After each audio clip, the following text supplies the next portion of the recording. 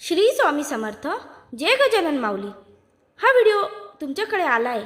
हा व्हिडिओ एकदा नक्की बघा. मनातील सगळ्या प्रश्नाचे उत्तर तुम्हाला या व्हिडिओमध्ये मिळणार आहे.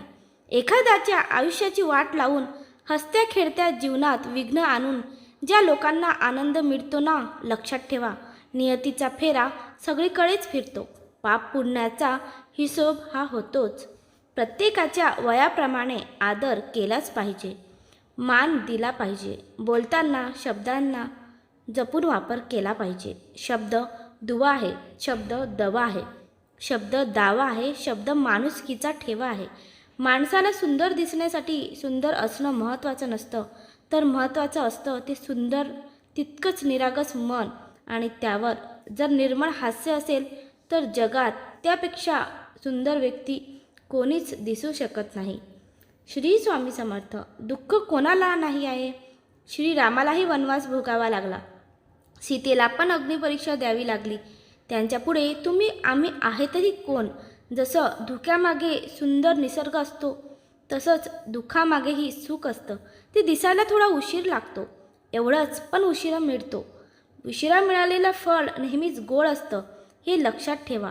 देवांवर श्रद्धा, विश्वास आणि प्रेम असेल ना, तर देव तुम्हाला कधीच एकटं पडू देणार नाही. प्रसंग कोणताही असो, सुखाचा किंवा दुःखाचा, कोणत्याही प्रसंगी स्वामींच्या सेवेला सोडू नका. भलेही सेवा केल्याने तुमचे लगेचच चांगले होणार नाही, पण मात्र हे खरं आहे की किमान तुमचे वाईटसुद्धा कधीच स्वामी महाराज होऊ देणार नाही. ज्यांच्याकडे पैसा आहे तो मनशांतीसाठी शोधात फिरत असतो, हे पण लक्षात ठेवा. घरातून बाहेर पडताना आपल्या देवघरातील देवाला नमस्कार करूनच बाहेर पडा, आणि घरी परत आल्यावर देवाचे दर्शन घ्या, कारण तो भगवंत तुम्ही घरी यायची वाट पाहत असतो. आपल्या घरी असा नियम बनवा की जेव्हा कधी तुम्ही घरातून बाहेर पडता तेव्हा देवासमोर क्षणभर थांबून, हे परमेश्वरा, तुम्हीही माझ्यासोबत चला, असं म्हणा. कारण तुमच्या हातामध्ये भलेही लाखांचं घड्याळ असेल, परंतु त्यावर दाखवणारी वेळ ही फक्त त्या भगवंताच्या हातात आहे. तुम्हाला जर माझं बोलणं पटत असेल तर चॅनलला सबस्क्राईब करा आणि व्हिडिओला लाईक करून एक छानशी कमेंट नक्की करा. श्री स्वामी समर्थ किंवा जय गजानन माऊली तुम्ही काहीही कमेंट करू शकता. स्वामी म्हणतात, माचीसच्या काडीला डोकं असतं पण मेंदू नसतं, म्हणून थोड्या घर्षणाने ती पेटून उठते आणि स्वतःच जळते. परंतु आपल्याजवळ तर डोकं आहे आणि मेंदूसुद्धा आहे, मग आपण का लहान सहान गोष्टीने पेटून उठतो? शांत राहा, स्वस्थ राहा, घर्षण करून पेटविणाऱ्यापासून सावध राहा. आपण जगण्यासाठी आहोत, जळण्यासाठी नाही. जीवन खूप सुंदर आहे, ते आनंदाने जगा. आनंदाने जगायचा सोपा उपाय. जी माणसे हक्काने आपल्याकडे येतात ती परत जाता कामा नाहीत, आणि जी जातात ती आपल्या लक्षात पण येता कामा नाहीत. श्री स्वामी समर्थ. दररोज सद्गुरूंना प्रार्थना करा, आजपर्यंत जे दिलं ते तुझेच आहे, मी निमित्त मात्र आहे. इतरांपेक्षा मला तू भरपूर दिलंस. राहिलेलं आयुष्य ही तुझ्या कृपा आशीर्वादाने सुख, शांती, समाधान, आनंद व समृद्धीच्या जाण्यासाठी नामस्मरणाची ताकद दे व तुझी आठवण सतत होऊ दे. चांगले आरोग्य दिल्यास तुझी सेवा अखंड करता येईल, आणि सेवा करताना हे शरीर तुझे आहे. या शरीराला कोणताही घातपात होऊ नये याचीही काळजी तूच घे. श्री स्वामी समर्थ. जय जय स्वामी समर्थ. शब्दसुद्धा एक प्रकारचं भोजन असते. कोणत्या वेळी कोणता शब्द वाढायचं हे ज्याला समजलं, हे त्याच्यापेक्षा चांगला स्वयंपाक या जगात कोणीच नाही. नशीबवंत हा देह सारा उद्या भंगून जाईल, काय कमवले काय जमवले कधीतरी माती मोल होईल. दोन शब्द प्रेमाचे घे रे तू सदामुखी, प्रेमाने जग तू जिंक, मग होतील सर्व सुखी. जो इतरांना संपविण्याची तयारी करतो तो स्वतःला वाचवण्यात नेहमीच कमी पडत असतो, हे नेहमी लक्षात ठेवा. जसं दिसतं तसं नसतं म्हणून जग फसतं, असं म्हणतात ते खरं. नातेवाईकांचं पण तसंच असतं. समोरून आपलं व्हावं असं म्हणणारे नातलग मागून आपली कशी वाट लागेल या प्रयत्नात असतात. तुमच्या घरात कधी वाद, तंटे, भांडण होत असतील तर मिटवण्यापेक्षा वाढवण्याचे काम ही लोक करत असतात. तुमच्या प्रत्येक प्रगती आणि यशाला कशी नजर लावायची हे त्यांना चांगलं माहीत असतं. आपल्या घरात काही वाईट घडलं तर आधी आनंद अशा लोकांनाच होतो. बरेचदा नातेवाईकांपेक्षा बाहेरची लोकच वाईट प्रसंगाला मदतीला येतात. कारण रक्ताची फक्त मजा बघतात आणि टोमणे मारतात. कुचकट बोलणे, शिवीगाळ करणे हे त्यांचे विशेष गुण असतात. म्हणून अशा लोकांच्या संपर्कात न राहता आपली प्रगती करावी. कारण ही लोक मानसिकरित्या आजारी आहेत. आपण कुठची संपत्ती घेऊन या जगात आलेलं नाही आहे आणि जातानाही कुठलीच संपत्ती घेऊन जाणार नाही आहे हे सत्य माहीत असूनही माणूस गर्व करतो.